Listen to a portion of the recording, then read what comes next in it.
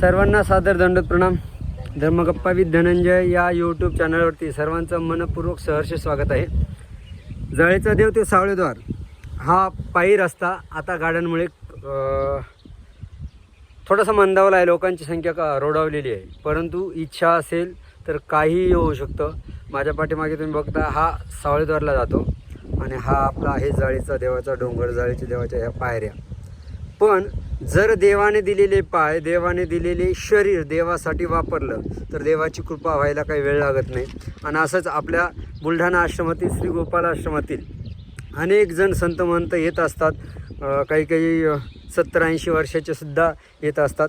अशाच आज एक ताई, एक दादा आणि एक आजी, आपल्या मराठी भाषेत आजी आलेले आहेत.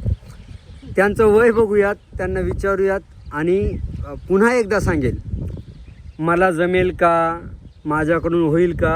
हे शरीराचे नाही तर मनाचे नाटकं आहे. शरीर आपण जिथे नेऊ तिथे जायला तयार असतं, पण तुम्ही मनाने सुदृढ राहा, सहज जातं. त्यांनी हिंमत केली, मला विशेष वाटलं, कारण मनाची हिंमत महत्त्वाची, शरीराची नाही. त्यांना विचारूयात त्यांचं वय. आणि मला तर वाटलं तर सकाळी कळलं, आज बुधवार आहे, बुधवारी आपल्या गुरुवारी बाबांची उटी असते जाळीच्या देवाला.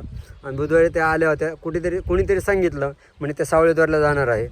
सावळेद्वारला जाणार आहे, मला वाटलं गाडीने जाणार असेल. आता त्यांना इथं बघितलं आणि मी तर आश्चर्यचकित झालेलो. अशा आपल्या आश्रमातल्या आदरणीय पूजनीय श्रद्धेय तपस्विनी गौराईसाबाई लोणारकर, त्याच आदरणीय पूजनीय श्रद्धेय आमचे परमस्नेही गुरुबंधू श्री केवळमुनी दादा लोणारकर, आणि सोबत आहे आदरणीय पूजनीय श्रद्धेय तपस्विनी शकुंतलाई लोणारकर. या सर्वांचे आपण दर्शन घेऊया. कारण तुमच्या मनात जर असेल की मी सावळेद्वारला पायी जाऊ शकत नाही, आता जमत नाही, हे नाटक आहे सगळे. इच्छा तेथे मार्ग, आवड तेथे सवड. हे त्यांच्या याच्याहून आपण बघूयात, त्यांना विचारूया, दंडवत करूया. दंडवतजी.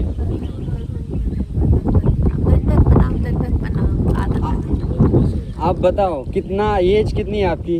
मैं 74 इयर्स की हूँ. मेरे मन की बहुत इच्छा थी कि मैं एक बार सावळेद्वार पैदल जाऊँगी, और भगवान ने मेरी वो इच्छा पूरी की है. और जो ऐसे शरीर में ताकत है भगवान कि और भी कोई पद यात्रा कर सकूं, क्योंकि अभी तक मैंने कभी कोई पद यात्रा नहीं की. भगवान सहायक हो. दंडवत. 74 74 वय बरं का. आपण 24व्या वर्षात 74चे होतो. आमच्या गौराईसाई आई बहुत पुष्कळ दिवसापासून विचार करत होता की मला सावळेद्वारला जायचं आहे, सावळेद्वारला जायचं. मी सांगितलं त्याला आपण जाऊ, पण कसे जाऊ, पायतरीने पायी जाऊ, पण होईल का माझ्याकडनं. म्हटलं मी सांगितलं होऊ शक्य, आरामाने जायचं. आम्ही 6-7 वाजता निघालो जाळीची जाऊन. आता इथपर्यंत आम्ही 1 तासामध्ये येऊन गेलो. आता इथून 1 तासाचा रस्ता बाकी राहिला आहे, पण काही कुठल्या प्रकारचा काही त्रास झाला नाही. देवाच्या नामस्मरणाने आरामाने बरोबर इथपर्यंत आलो आम्ही. हे आमच्या तपस्विनी शकुंतला आई आहे. त्या आश्रमात बाल भिक्षुक आहे. लहानपणापासून त्यांनी किती 1000 वेळा तर सहज गेले असते सावळेद्वारला, कदाचित माहिती नाही.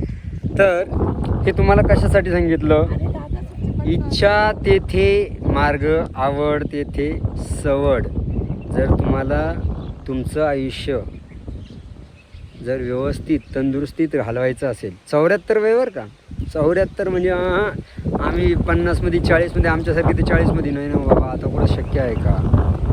पण देवानं सांगितलं आहे, आणि ते एक भजन आहे, इन पैरों से चल कर तेरे मंदिर कभी ना आया. देवाने दिलेल्या पायाने जर देवापर्यंत आपण जाणार नाही तर आपल्याला खुर्ची पकडावी लागेल, आणि सोबत चाकावाली खुर्ची. आणि मग चला, म्हणून जोपर्यंत पाय आहेत, जोपर्यंत तंदुरुस्त आहे, तोपर्यंत जाळीचा देव ते सावळेद्वार पायी या, पायी या, पायी या. दंडवत प्रणाम.